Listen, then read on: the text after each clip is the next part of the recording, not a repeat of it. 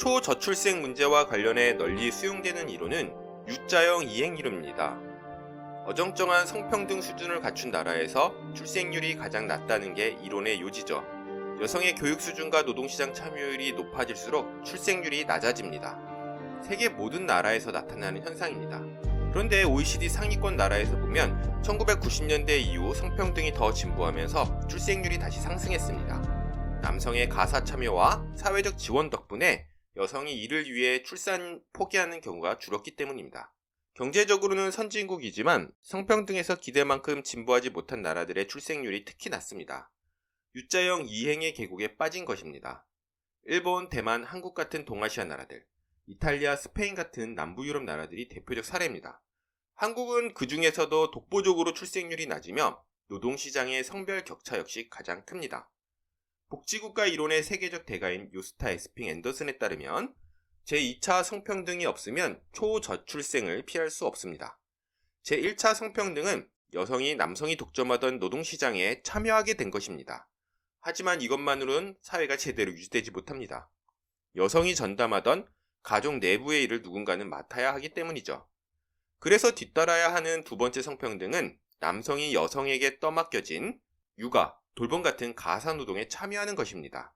올해 노벨 경제학상 수상자인 클라우디아 골딘이 주장하듯 가족에서 성평등이 이루어지지 못하면 결국 여성이 가사를 책임지다 노동시장에서 경력 단절로 불이익을 받거나 아예 처음부터 결혼이나 출산을 하지 않는 선택을 합니다. 한국 여성의 가사 분담률은 OECD 나라 중 압도적으로 1등입니다.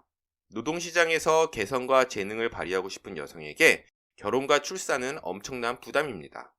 남성의 가사 분담률 꼴찌가 여성의 합계 출생률 꼴찌의 원인입니다. 새로운 선택은 대한민국에서 제2차 성평등을 초당파적으로 추진할 것을 제안합니다. 병역에서 가사까지 성평등을 의제로 총선에서 토론합시다. 여자는 집에서 가족을 돌보고 남자는 군대에서 나라를 지키는 식의 전통적 성역할을 이제 부숴야 합니다. 나라를 지키는 남성을 위해 여자가 집안을 돌본다는 생각이 위계적 남녀관계의 뿌리 중 하나입니다. 수천 년간 이어진 가부장제 질서의 전통적 토대는 군대, 가족에서 성역할 분리입니다. 가사의 성평등이 병역의 성평등과 동떨어져 있지 않다는 이야기입니다. 한국여성정책연구원은 젠더 갈등을 분석한 보고서에서 남성 징병제 개선을 성평등 정책의 의제로 포함해야 한다고 주장했습니다. 네덜란드, 노르웨이, 스웨덴 같은 북유럽 선진국에서는 군사적 목적만이 아니라 전통적 성역할을 바꾼다는 성평등 목적으로 여성 징병제를 실시합니다. 물론 우리나라에서 당장 여성 징병제를 실시하자는 제안은 아닙니다. 왜냐하면 이 문제는 앞서 강조했듯 하나만 떨어뜨려 이야기할 수 있는 게 아니기 때문입니다. 가사, 그리고 이와 연관된 노동시장이 성평등과 연계되어야 합니다. 다만 이제부터라도 논의는 시작해야 합니다. 사회적 합의를 위한 기초를 닦아야 합니다. 가사에서 성평등을 이루기 위해서, 그리고 여성의 경력 단절 문제를 해결하기 위해서 정부는 최대한의 재원을 쏟아부어야 합니다. 새로운 선택은 남성의 육아휴직을 기업의 의무로 부과하고 부모 모두에게 통상임금의 100%를 육아휴직 기간 정부가 지급하는 방안을 제시합니다.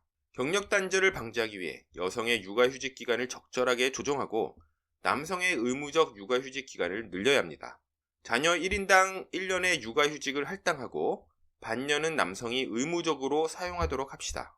직장에서 남성 육아휴직이 당연한 일로 받아들여지고 여성이 육아휴직 후에도 불이익을 받지 않는 문화를 정착시켜야 합니다.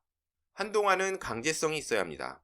기업이 여성만이 아니라 남성도 육아휴직을 의무로 지키도록 해야 합니다. 물론 기업에는 큰 부담이 됩니다. 문화를 바꾸려면 정부가 오랫동안 그 부담을 질 수밖에 없습니다.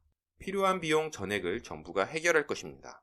수백조 원을 쏟아붓고도 아무런 성과가 없는 출산 정책 비용을 생각해보면 재정은 적게 들고 효과는 더 클 것입니다.